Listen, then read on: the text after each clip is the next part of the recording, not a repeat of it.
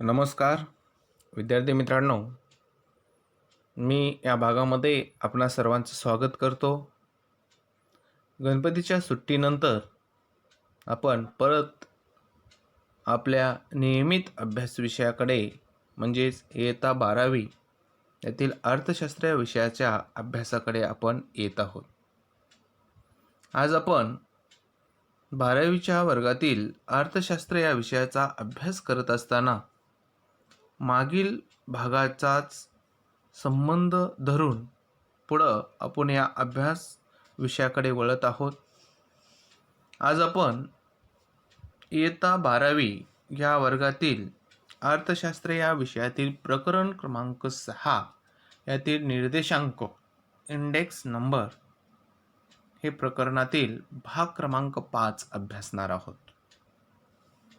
आत्तापर्यंतच्या भागामध्ये म्हणजेच अनुक्रमे 1, 2, 3, 4 या भागात अभ्यास करत असताना आपण प्रस्तावना, निर्देशांकाची व्याख्या, निर्देशांकाचे वैशिष्ट्ये अभ्यासलेले होते. त्याच पद्धतीने निर्देशांकाचे प्रकार आणि निर्देशांकाच्या वैशिष्ट्यांचाही आपण अभ्यास केलेला होता.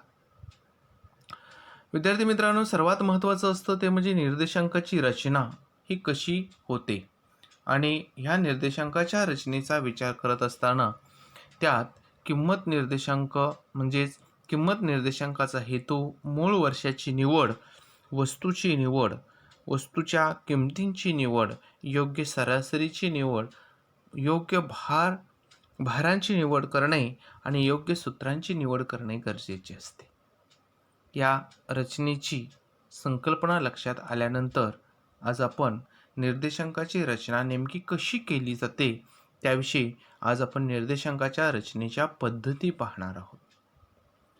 निर्देशांकाच्या रचनेच्या पद्धती पाहत असताना सर्वसामान्यरित्या निर्देशांकाच्या रचनेमध्ये साधा निर्देशांक आणि भारान्वित निर्देशांक असे 2 घटक आपणास इथं दिसून येतील. यात सर्वसामान्य वस्तूची किंमत कशी निश्चित होते याचा विचार करण्यासाठी या दोन्ही घटकांचा विचार इथं आलेला आपणास दिसतो. म्हणून आपण पाहतो की साधा निर्देशांक नेमका काय असेल आणि भारित निर्देशांक नेमका काय असेल याचाही विचार करणार आहोत. आता निर्देशांकाच्या साधा निर्देशांक पद्धतीमध्ये किंमत निर्देशांक, संख्यात्मक निर्देशांक आणि मूल्य निर्देशांक याचा विचार आपणास करावायचा आहे. पण तत्पूर्वी आपणास या निर्देशांकाच्या रचनेच्या पद्धतीमध्ये साधा निर्देशांक आणि भारान्वित निर्देशांकाचा विचार करत असताना आपल्याला या दोन्ही घटकामधला पहिला घटक अभ्यासावायचा आहे, तो म्हणजे साधा निर्देशांक. आता साधा निर्देशांकाचा विचार करत असताना इथं आपणास सांगता येईल की एखाद्या वस्तूची किंमत, बघा या निर्देशांकामध्ये केलं काय जातं तर मागील वर्षाच्या किमतीच्या मानाने ह्या वर्षी वस्तूच्या किमती जास्त आहेत का कमी आहेत, योग्य आहेत की अयोग्य आहे, या सर्व घटकांचा विचार याच्यामध्ये केलेला आपणास दिसून येतो. म्हणून इथं आपण आज पाहतोय साधा निर्देशांक.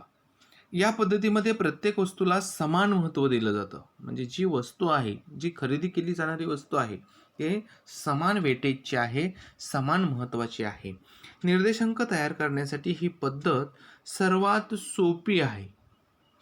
म्हणून ह्या पद्धतीत खालील 3 प्रकारच्या निर्देशांकासाठी ती वापरली जाऊ शकते. म्हणजे साधा निर्देशांकाच्या साहाय्याने सर्वसामान्य 3 निर्देशांक काढले जातात. एक किंमत निर्देशांक, दुसरा संख्यात्मक निर्देशांक आणि तिसरा काय दिलेला आहे तर मूल्य निर्देशांक. या तिन्ही घटकाच्या साहाय्याने काय केलं जातं, निर्देशांक काढून वस्तूच्या किमतीची तुलना करण्यासाठी याचा उपयोग होत असलेलं आपणास दिसून येतं. म्हणून अशा रीतीने या वस्तूच्या किंमत निश्चितीमध्ये सर्वसामान्यपणे ह्या निर्देशांकाचा विचार केलेला आहे. या 3 पद्धतीचा विचार केलेला आहे. त्यातील पहिली पद्धत आज आपण अभ्यासतोय ती म्हणजे किंमत निर्देशांक. बघा काय काय किंमत निर्देशांक किती घटक दिलेले त्याच्यामध्ये, किंमत निर्देशांक, संख्यात्मक निर्देशांक आणि मूल्य निर्देशांक, त्यातला पहिला घटक आपण अभ्यासतोय तो म्हणजे किंमत निर्देशांक. विद्यार्थी मित्रांनो, ज्यावेळेस आपण आता ह्या निर्देशांकाचा विचार केला त्याच्यामध्ये थोडेसे आपणास सूत्रांचाही विचार करावा लागणार आहे.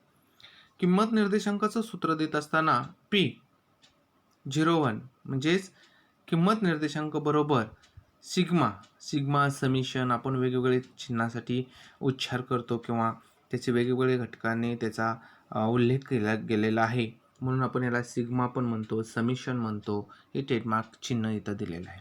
सिग्मा P1 छेद सिग्मा P0 आणि त्याला कितीनं गुणलेलं आहे 100. म्हणजे सूत्र काय बघा, किंमत निर्देशांकाचं P01 is equal to sigma P1 upon by किंवा divided by sigma P0 into 100 अशा पद्धतीचं सूत्र दिलेलं आहे. आणि ह्या सूत्रामध्ये आपल्याला किंमत म्हणजे वस्तूच्या किमती आहेत ते घालून थोडक्यात याचा आपल्याला काय करता येईल, उत्तर काढता येईल. या सिग्मेचा थोडक्यामध्ये अर्थच होतो की बेरीज, सर्व घटकाची बेरीज. आता याचा अर्थ काय ह्याचा, तर सर्व घटकांची असलेली बेरीज. आता कशाला काय म्हटलं जातं ते आपण थोडंसं या सूत्राच्या स्पष्टीकरणामध्ये हा घटक आपण बघू शकतो. बघा, सुरुवातीला काय म्हणलेलं आहे याच्यात, तर हा घटक स्पष्ट करताना जे सूत्र दिलेलं आहे त्या सूत्राचं आपल्याला आधी स्पष्टीकरण करावायचं आहे. काय म्हटलेलं आहे, सिग्मा P1 म्हणजेच चालू वर्षातील किमतींची बेरीज. बघा काय म्हणलेलं आहे, चालू वर्षामध्ये ज्या वर्षाची आपण किंमत बघणार आहोत त्याची सर्व वस्तूंची बेरीज.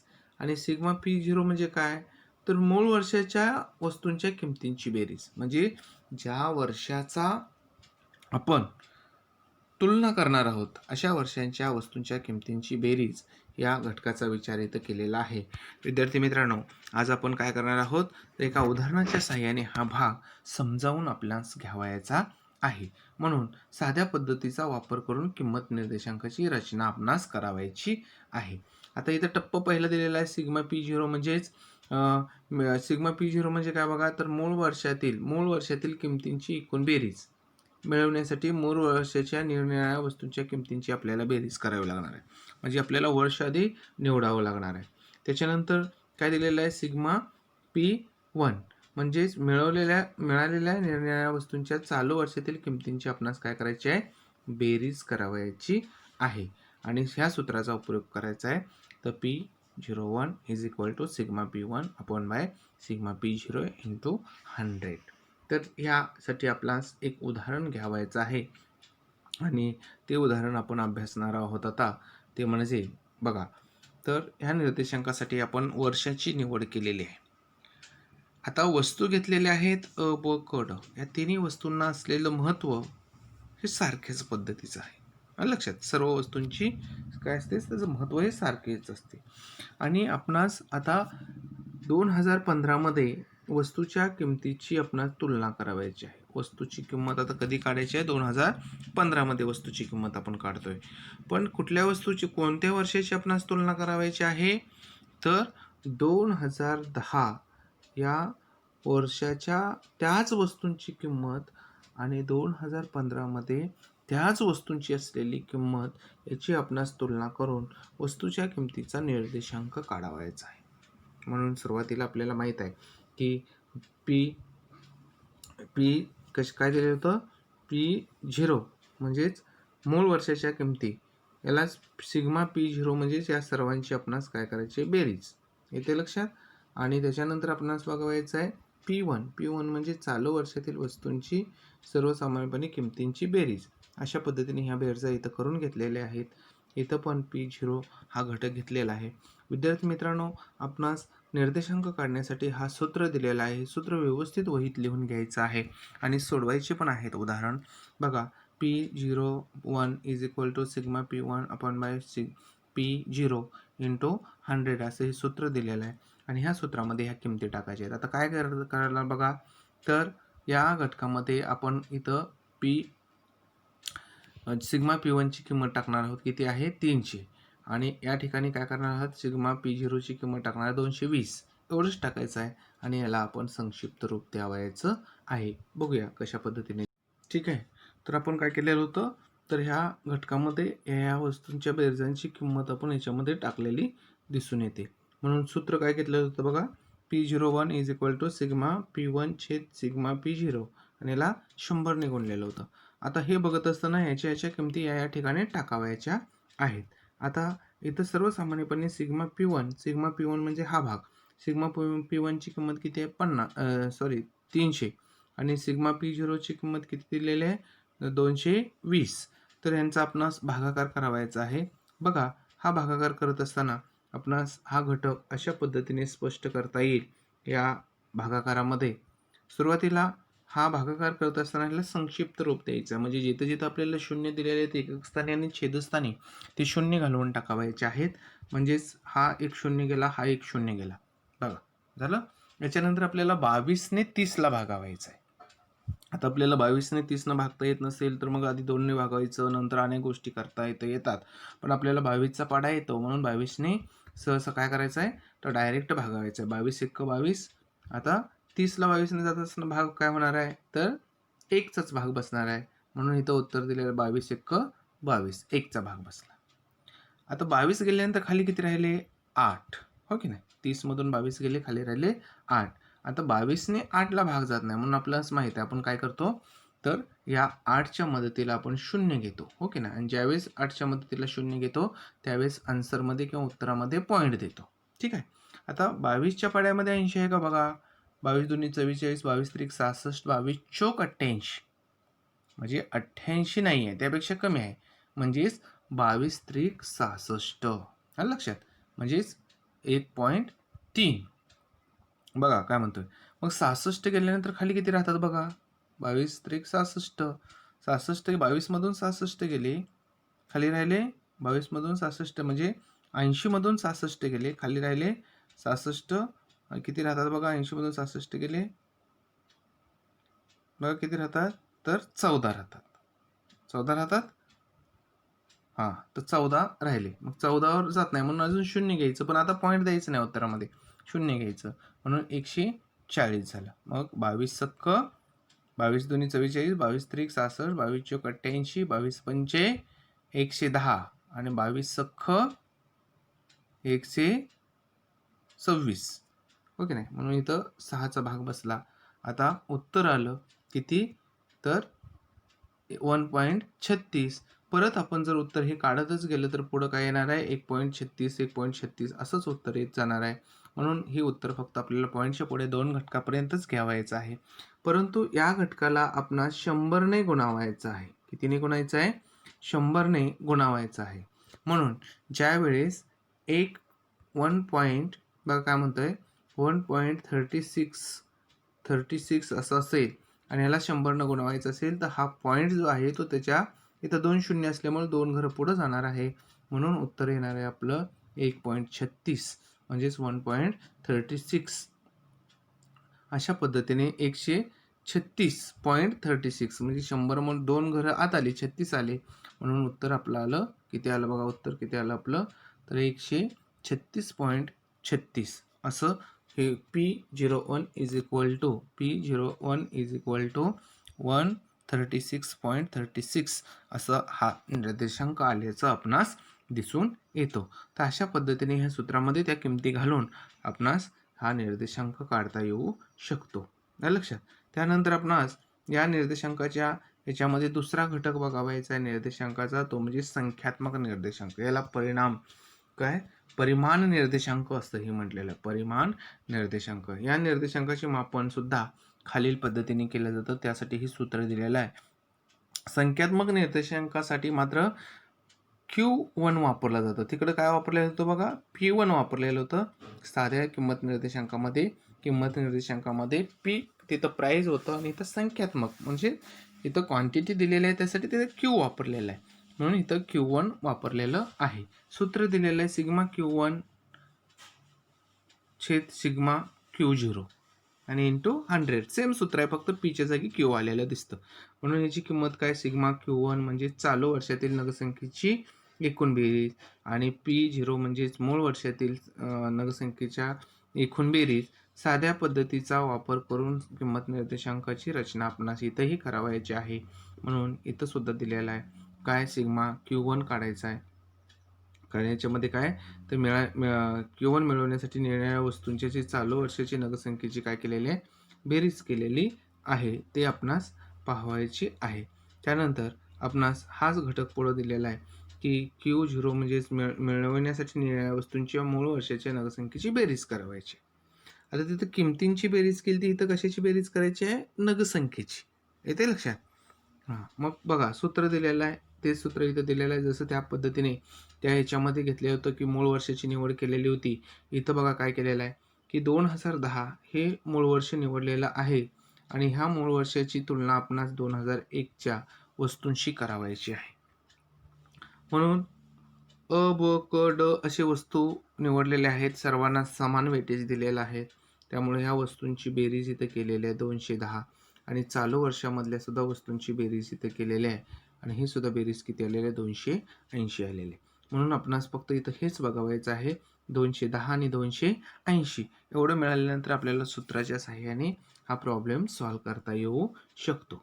बघा काय तर या संख्यात्मक निर्देशांकाचा विचार केला असता Q1 is equal to sigma Q1 छेद सिग्मा Q0 गुणिले काय दिलेलं 100. आता ह्या दोन्ही घटकांच्या ठिकाणी फक्त आपल्याला काय ठेवायचे आहेत किमती ठेवायच्या आहेत. इथं ठेवलेल्या बघा Q1 इथं आपल्याला लिहिलं गेलं पाहिजे Q1 0 Q लिहिलं पाहिजे इज इक्वल टू 280 छेद 210 आणि त्याला कितीनं गुणायचं आहे तर 100ने गुणवायचं. आता जसं आपण मागच्या वेळेस पाहिलं तसंच इथं करायचं आहे. एकक स्थानी छेदस्थानी आणि अंशस्थानी कुठं शून्य दिसतेत का एकक स्थानी तर इथं आहेत म्हणून इथला एक शून्य गेलेला आहे. आता काय करायचं आहे 21ने 28ला भागावायचं आहे. आता 21ने 28ला भागत असताना 21 एक 21 आता 21च्या पाड्यामध्ये 28 नाही आहे पण 1ने भाग जातो म्हणून 21 एक 21 1चा भाग बसला. ओके आता 21 गेल्यानंतर खाली राहिले 7 28 मधून 21 गेले खाली राहिले 7 म्हणून त्या 7ला भाग जात नाही म्हणून आपण त्या 7 वर शून्य घ्यायचं आहे आणि उत्तरामध्ये पॉईंट घेतलेला आपल्याला दिसून येतो. म्हणून किती झालं 70. त्याच्यानंतर कितीचा भाग बसेल बघा 21 एक 21 21 दोन्ही 42 21 त्रिक 63 आलं लक्षात आणि 21 चौक मग ती काय बसणार नाही भाग म्हणून इथं 3चा भाग बसलेला आहे. म्हणून 21 त्रिक 63 झाल्यानंतर 70 मधून 63 गेले खाली राहिले 7 परत 7 वर शून्य घेतला परत 21 त्रिक 63 पुन्हा त्याच्यातून 63 70 मधून गेले परत 7 राहिले परत 63 असा हा 3 3 3 3 उत्तर येत जाणार. म्हणून आपल्याला काय करायचं आहे 3 3 घेत असताना ह्या 1.33 33 ला कितीने गुणायचं आहे तर 100ने गुणाकार करत असताना जर 100 10 1000 असेल तर फक्त ते शून्याच्या पुढेच ते पॉईंट जाणार आहे म्हणून हे पॉईंट उचलून 2 घरं पुढे जाणार आहे म्हणून उत्तर येणार आहे 133.33 लक्षात. म्हणून इथे Q1 इज इक्वल टू 133.33 असा आलेला आपल्याला दिसून येतो. हा संख्यात्मक निर्देशांकामध्ये आलेला भाग दिसून येतो. त्याच्यानंतर मूल्य निर्देशांक दिलेला आहे. आता मूल्य काढावायचं आहे. या पद्धतीचे मापन सुद्धा खालील पद्धतीने केलेलं आहे बघा मूल्य निर्देशांक.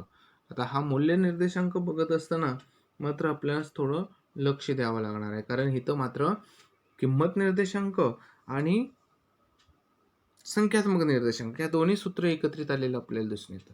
आता मूल्य निर्देशांकासाठी काय तर व्हॅल्यू इंडेक्स असं वापरत असल्याने व्हॅल्यूसाठी फी जो आहे तो फी पहिल्यांदा घेतलेला आहे म्हणून फी 01 is equal to sigma P1 Q1 छेद सिग्मा P0 Q0 त्याला गुणलेलं कितीने आहे बाळांनो 100ने गुणलेलं आहे. म्हणजेच किंमत निर्देशांक आणि संख्यात्मक निर्देशांकाचं सूत्र एकत्रित केल्याचं आपणास दिसून येतो. बघूया हा भाग कसा सोडवायचा आहे तो.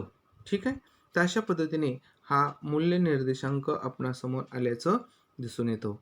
तर याच्यामध्ये सिग्मा P1 Q1 म्हणजे चालू वर्षातील वेगवेगळ्या वस्तूंच्या किमती व बघा चालू वर्षातील वेगवेगळ्या वस्तूंच्या किमती व संख्यांच्या गुणाकाराची बेरीज आणि सिग्मा P0 Q0 म्हणजेच मूळ वर्षातील वेगवेगळ्या वस्तूंच्या किमती व नगसंख्या यांच्या गुणाकाराची बेरीज. बघा थोडंसं हा भाग आहे तो भाग समजत असताना आपणास लक्षात घ्यावा लागणार आहे की हा कसा दिलेला आहे. तर साध्या पद्धतीचा वापर करून आपण हा मूल्य निर्देशांकाची रचना पाहणार आहोत. आता इथं मूळ वर्षातील वस्तूंची किंमत व संख्या यांच्या गुणाकार करून P0 Q0 काढणे, त्याची बेरीज करून त्याच्यानंतर आपल्याला काय करायचं आहे, सिग्मा P0 Q0 मिळवावे लागेल.